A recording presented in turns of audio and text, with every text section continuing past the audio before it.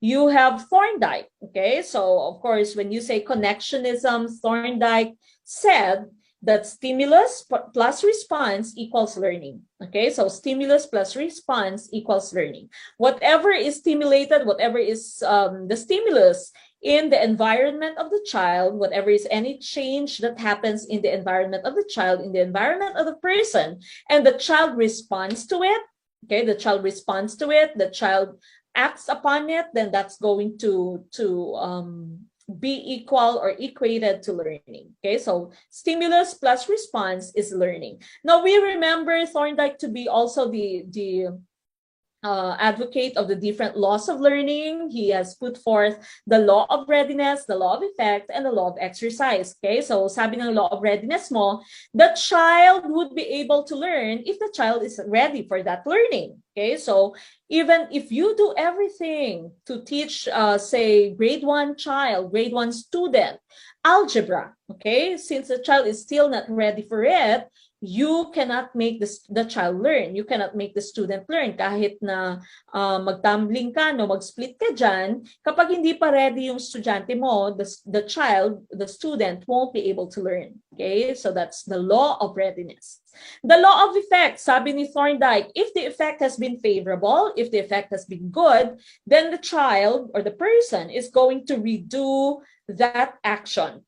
Okay, but if the effect on the child is not good, say the child has been punished when that happened or when he did certain objects or certain actions, then the child is going to avoid doing such action. Okay, so that's the law of effect. If the effect has been favorable, the child is going to redo it or do it several times. If the effect has been bad, then the child is going to avoid doing that. Okay, that's the law of effect.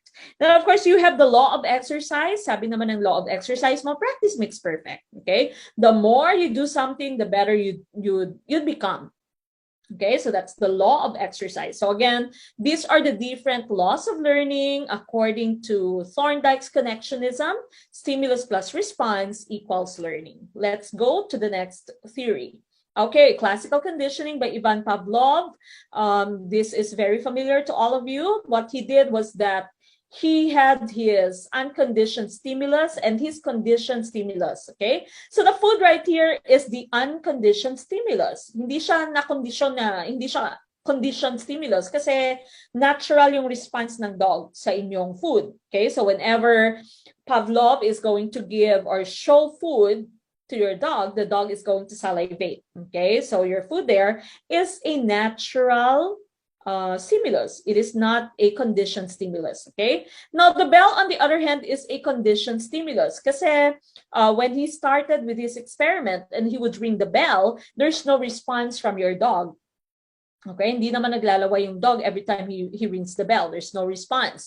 But now what he did was he conditioned the dog. He paired his unconditioned stimulus to his conditioned stimulus. Okay, so every time he would give the dog the food, he would ring the bell.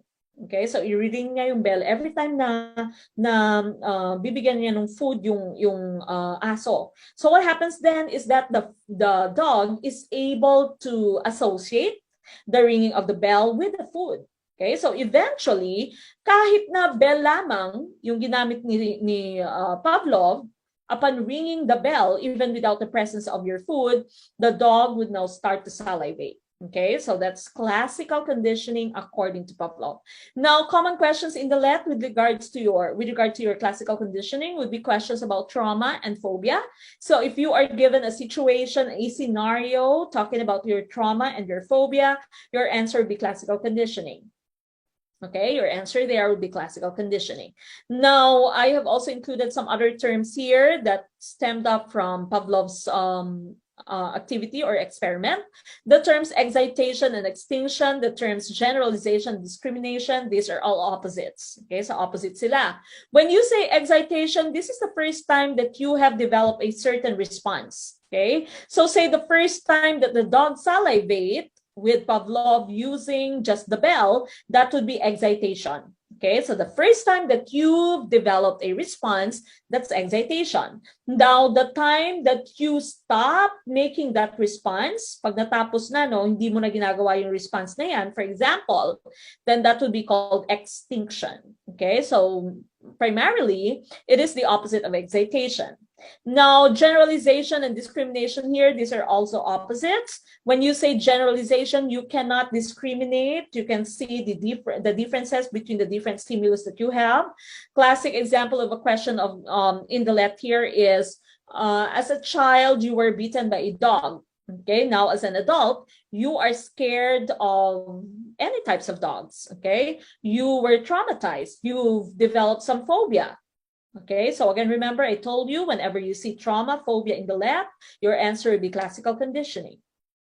Okay, so being not able to discriminate, being not able to know the differences between the different stimuli that you have, that would be generalization. Now, if the question tells you that you have developed some trauma for dogs, but you do not feel scared if the dog is on a leash or if the dog is inside a cage, okay, then that would be discrimination. You now will know, you now can choose the way, the method that you need to respond given the different types of stimuli that you have.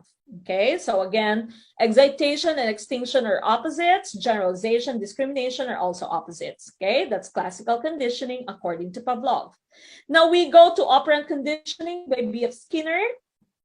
Okay, sabi naman ng B.F. Skinner dito, reward, punishment, reinforcement, feedback, and computer-aided instruction. So if you see any of this in your lab and the question is asking you for the type of theory, or it might be asking you about the person, then your answer would be operant conditioning by B.F. Skinner, Burroughs, Frederick Skinner. Okay, so according to Skinner, you can use reinforcement to allow the child or to make the child do the action several times. Okay, so whenever the child would do good, give the child some reward. Okay, whenever the child would do bad, then give the child some punishment. That's reward and punishment. Okay, feedback, you need to tell the child how he did, how she did in the test. Okay, so feedback is very important so that the child can improve himself. And of course, computer-aided instruction is also one result of the study of B.F. Skinner. Okay, so that's operant conditioning according to B.F. Skinner: reward, punishment, reinforcement, feedback, and of course, computer-aided instruction. Okay.